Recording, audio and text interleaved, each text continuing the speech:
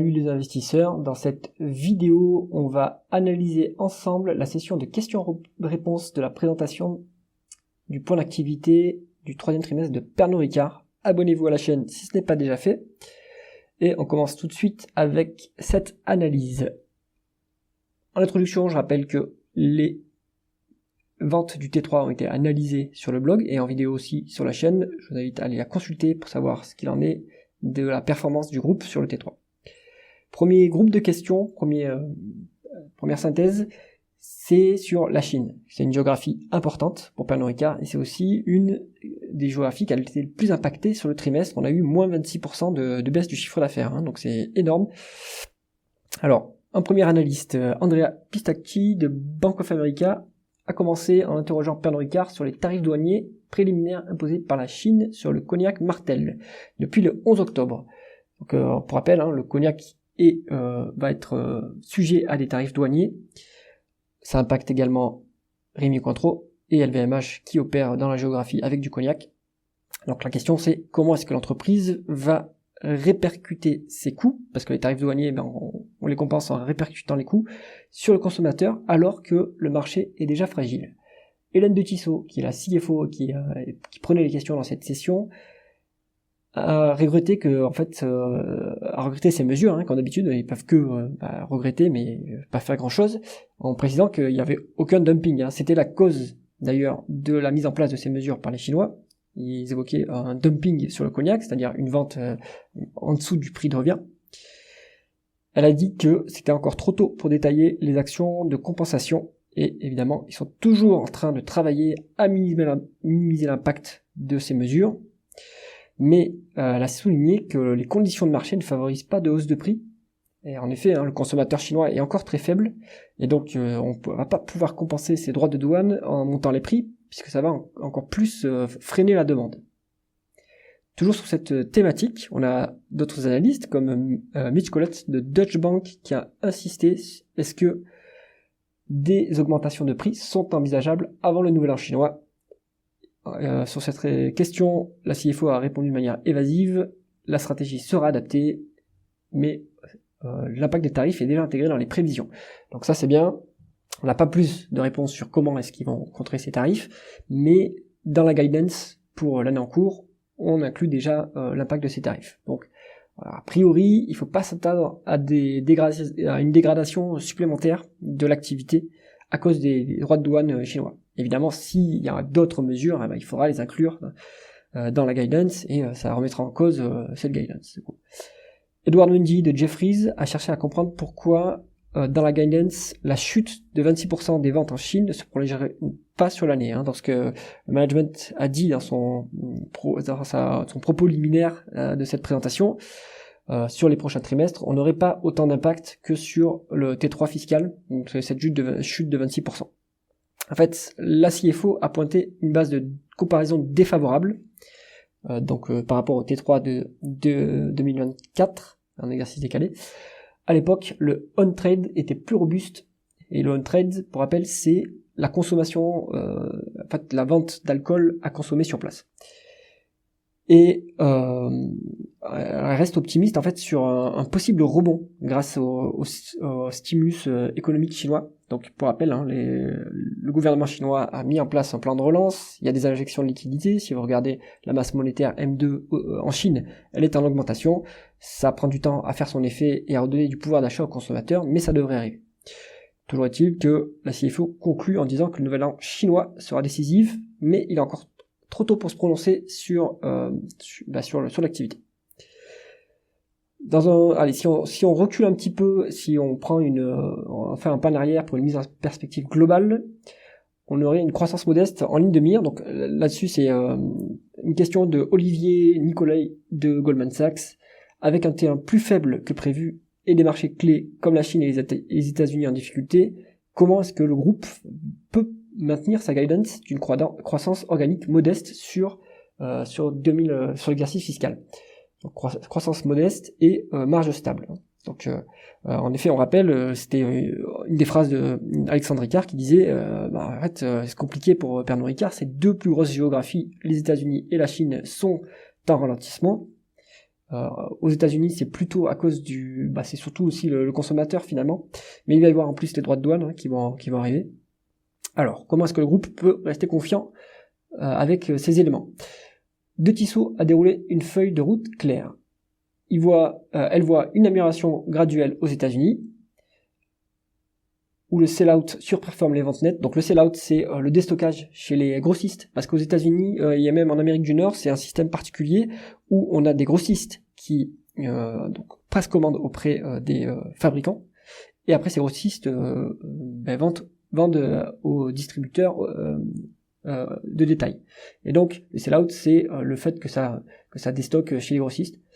Et donc on aura un déstockage supérieur aux ventes nettes, donc ça veut dire que les inventaires vont continuer à s'ajuster.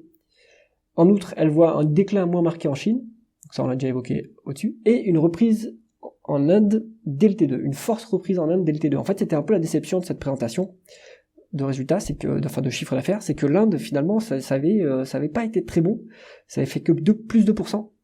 Et en fait, c'est un phasage technique, c'est-à-dire que c'était en gros du déstockage qui a impacté le T3 fiscal, mais sur le T4 ça devrait permettre de rattraper l'activité. Donc ça c'est plutôt bon. Et on devrait avoir aussi, d'après la CFO, une dynamique soutenue dans le travel retail. Donc le travel retail, c'est dans les aéroports hors Asie, par contre, et dans 50% des autres marchés. Donc en fait, ce qu'on peut comprendre, c'est Chine, États-Unis, Amérique, États-Unis, ça va aller un petit peu mieux. Chine, ça sera moins pire que sur les trimestres précédents, mais ça sera toujours pas bon. Et finalement, dans les autres marchés, ça sera plutôt bon. Et elle souligne d'ailleurs que le groupe opère dans 70 marchés.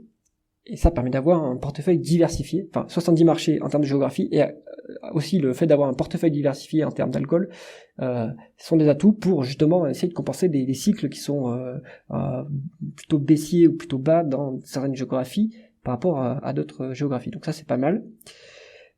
Elle a évoqué un point sur la réforme fiscale française, et évidemment hausse des impôts sur les entreprises qui ont leur siège social en France, pour essayer de renflouer un État qui est complètement en faillite. Bon. Elle calcule que la hausse du taux d'imposition effectif passera de 25,1% à 25,4%. Donc c'est pas non plus très fort comme augmentation. On a un autre analyste, Sanjit Oshla de UBS, qui a creusé la question de la marge organique. Alors face à un pricing modeste et un mix géographique défavorable, donc pricing, pas de pouvoir de fixation des prix puisque le consommateur est faible. Le mix géographique est défavorable puisqu'on est très exposé à la Chine et aux États-Unis. Comment tenir la barre? La CFO a dit discipline et agilité. Bon, c'est un peu du vent, mais en fait, ça va surtout être grâce à des initiatives d'efficacité. Donc contrôle des coûts. Moi, je vois plutôt production, donc rationalisation de la production. Rationalisation des budgets marketing également, ça sert à rien d'inonder le marché, de faire de la publicité si le consommateur est faible, et contrôle des coûts. Donc ça, c'est les leviers classiques de gain de productivité. Il s'engage à maintenir les dépenses publicitaires à 16% des ventes. Ça c'est une métrique classique que vous retrouvez chez d'autres acteurs. Donc 16% des ventes, c'est pas trop élevé comme niveau de dépenses marketing, avec un focus sur le retour sur investissement, bien sûr, mais ça c'est difficile parce que mesurer l'efficacité des campagnes marketing, c'est tout un art. Et bon, en tout cas, il s'engage à faire des gains opérationnels, des gains d'efficience opérationnelle pour compenser la baisse de la marge brute. Donc ça c'est bien. Autre possible élément, la révision des CAPEX. Donc la CFO a promis une gestion stricte des investissements, mais donc en fait ça sert à rien de faire des énormes dépenses en capital pour développer l'appareil industriel si vous n'arrivez pas à écouler vos stocks. Donc là-dessus ça sera aussi un point d'attention d'après ce que dit la CFO. Focus sur les marchés. Alors donc Mitch Collett, donc l'analyste, a tenté de savoir si certains marchés surpassaient les attentes d'août pour compenser la faiblesse chinoise. Donc il n'y a pas eu de réponse à ce sujet, mais la CFO met en avant la résilience des marchés secondaires, Japon, Canada, Pologne, Brésil, Turquie, Nigeria, qui représentent 50% des ventes. Donc ça fait écho au point qu'on a évoqué au-dessus, le fait d'avoir des géographies ultra diversifiées, ça permet de compenser des géographies importantes qui sont en difficulté. Donc il faudrait être encore plus diversifié. Disons que il y a encore trop de pourcentage des ventes qui sont faits en Chine et aux États-Unis à mon avis. Même si les États-Unis c'est peut-être que temporaire, la Chine peut-être que ça va se prolonger. Donc c'est bien d'être diversifié.